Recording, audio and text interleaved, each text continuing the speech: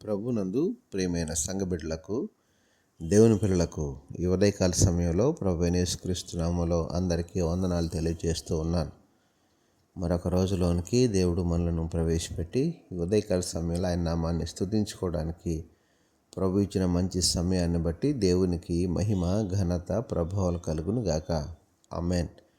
అనుదిన వాక్యాహారం ద్వారా ఈరోజు దేవుడు మనకిస్తున్న వాక్య వాగ్దానం, ఆయన నీ గుమ్మముల గడియలు బలపరిచి ఉన్నాడు, నీ మధ్యను నీ పిల్లలను ఆశీర్వదించి ఉన్నాడు అని 147వ కీర్తన 13వ వచనంలో మనం చూస్తూ ఉన్నాం. దేవునికి మహిమ కలుగును గాక.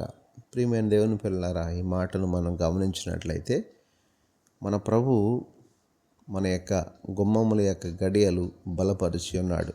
అంటే ఏ విధమైనటువంటి అపాయము, ఏ శత్రువు కూడా మన గుమ్మము, మన ఇంటిలోనికి రాకుండా మనకు కావలసినటువంటి క్షేమాన్ని, ఆశీర్వాదాన్ని ఇక్కడ అనుగ్రహిస్తూ ఉన్నారు. అంత మాత్రమే కాదు, మన మధ్య నీతో పాటుగా నిన్ను, నీ సంతతిని అనగా నీ పిల్లలను కూడా ఆయన ఆశీర్వదించి ఉన్నాడు అని, ఆశీర్వదిస్తూ ఉన్నాడు అనే మాటను మనం చూస్తూ ఉన్నాం.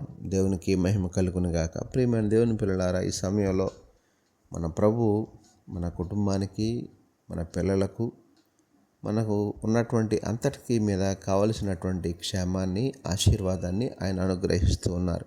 కనుక ఈ సమయంలో దేవుడు ఇచ్చినటువంటి మాటను బట్టి మనం అన్ని సమయాల్లో కూడా దేవుని ద్వారా దీవెనను పొందుకున్నామని, దేవుని ద్వారా క్షేమాన్ని, ఆశీర్వాదాన్ని పొందుకున్నామని, ఆయన మనకు కావలసినటువంటి ప్రతి విధమైనటువంటి భద్రతను ఆయన అనుగ్రహిస్తూ ఉన్నారని గ్రహించి అన్ని సమయాల్లో ఆయనను స్తుతిస్తూ, ఆయన ఇచ్చే ఆశీర్వాదాన్ని పొందుకుంటూ, ఆయన ఇచ్చే క్షేమాన్ని పొందుకుంటూ దేవుని ఎడల సంపూర్ణమైన విశ్వాసంతో జీవించినట్లుగా ఈ యొక్క వాక్య వాగ్దానాన్ని బట్టి మనం ముందుకు కొనసాగుదాం.